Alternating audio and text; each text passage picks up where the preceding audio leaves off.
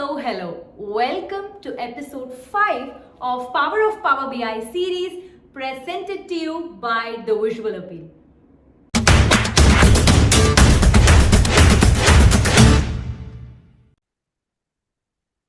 Here's what we will see in AI features episode. We will explore smart narratives, Q&A, key influencers, and decomposition tree.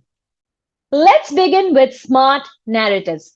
The dashboard that you see on the screen right now is something that we created during our previous episode on relationships. We will continue to use the same dashboard. And if you remember, we typed out our own conclusions inside a text box during our visualizations episode. Now, instead of manually typing your conclusions, what if Microsoft Power BI made your job easier and just gave you the conclusions automatically, right? So smart narratives can automatically summarize all the visualizations on your dashboard. It can point out key trends and also address the key takeaways. The best part about these narratives is that they get updated with every refresh. So if there is any change in your base data, it's not just the visualizations that get updated, it's the smart narratives as well. All we have to do is hit the smart narrative icon on the visualization pane. You can see that there are multiple paragraphs of conclusions, and each and every visualization on this dashboard is summarized here. The first paragraph talks about the average calories analyzed by age category. The second paragraph talks about the correlation between calories and protein. And if you scroll down a bit further, the last line talks about average protein analyzed by gender. So it pretty much analyzes every visualization on this dashboard. It gives you key statistics about your visualization. And finally, you can format smart narratives by selecting the smart narrative, going to the format pane, and you have very similar options here. You can use a title. I'm going to say summary. Let's make it bold. Let's increase the font size. You can even add borders in the effects segment right here. You can just switch on the visual border. And there you go. It's that simple to get smart narratives and make it a part of your dashboard. Next, let's discuss Q&A function. It uses natural language processing or NLP to answer questions regarding data. All you have to do is hit the Q&A icon right here, and you will see a few question suggestions. You can probably click on it to know the answer. Total dietary fiber is 195 grams, or you can type your own questions in the search pane right here. Let's analyze state-wise calories and hit enter. It gives you a bar graph that shows state-wise calorie consumption. It even sorts out from highest to lowest.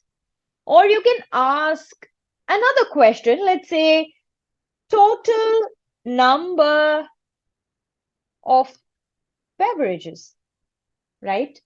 It gives you the answer straight away. So all you have to do is either type in your question or select your question from the pre-populated suggestions in Power BI, and you will get your answer right away. Up next, we have key influencers. This feature helps us understand the factors that drive the metric that we are analyzing. So let's add the key influencers visualization right here. And let's also add parameters to it. Let's analyze calories and explain it by, let's say, sugars or protein and dietary fiber. So now we can analyze what influences calories to increase. And you can see that Power BI has bifurcated the dietary fiber into bins. So it gives us a visualization of what happens when the dietary fiber is 0 or less, 0 to 1 gram, 1 to 2 grams, and more than 2 grams. And it helps us understand that when the dietary fiber is more than 2, the average calorie increases by 111.6.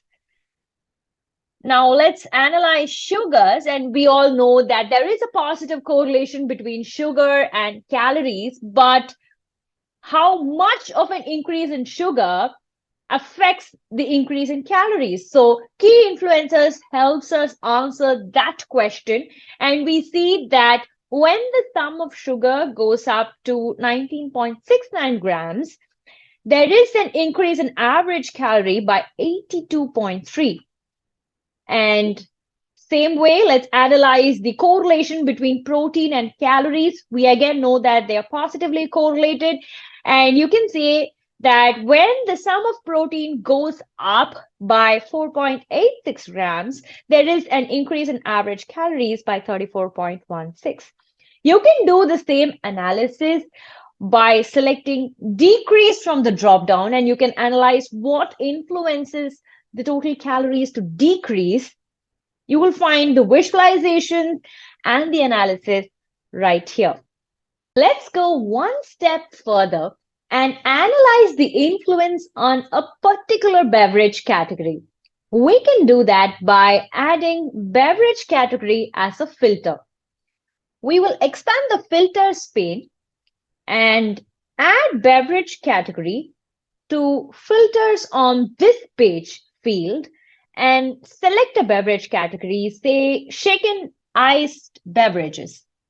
So when we select that and change what influences calories to increase, we see that sum of sugars going up to 8.84 grams causes the average calories to increase by 29.94. And this is only for shaken iced beverages category. We can also analyze what causes calories to decrease. Protein 2 or less causes average calories to decrease by 66.67, and sum of sugars going down to 8.84 causes the average calories to decrease by 29.94. Moving on, let's use a decomposition tree. This AI visualization helps us to analyze data across dimensions, and it helps us to drill down data based on a specific criteria. Let's add a decomposition tree by clicking on the icon right here in the visualizations pane. And let's go ahead and add parameters to it. Let's analyze sugar by the beverage temperature, state, beverage category, and the beverage itself. So when we click on the tiny plus icon right here, I'm choosing to use high value so that it splits according to the value size. You will see hot drinks with highest sugar value appearing first, followed by cold drinks. You can split this further by state, and you can see that the state of Texas has the highest sugar consumption, and you want to know which beverage category has the highest sugar consumption. And I click on beverage category and I get the answer. I see that Frappuccino blended coffee has the highest sugar, and again want to drill down and see which particular beverage has the highest sugar content. And Java chip without whipped cream is the one which has the highest sugar content. You can do that with cold drinks. You can keep exploring and drilling down data up to the beverage level. Congratulations! If you've watched till here, you've reached the end of Power of Power BI series. But always remember to go above and beyond whatever we've discussed in this series. If you have any questions or suggestions, you can either connect with me on LinkedIn or drop them in the comment section below. Now, I think it's time for me to go back and figure out another interesting and useful topic for us to discuss. But until then, happy learning and see you in the next video.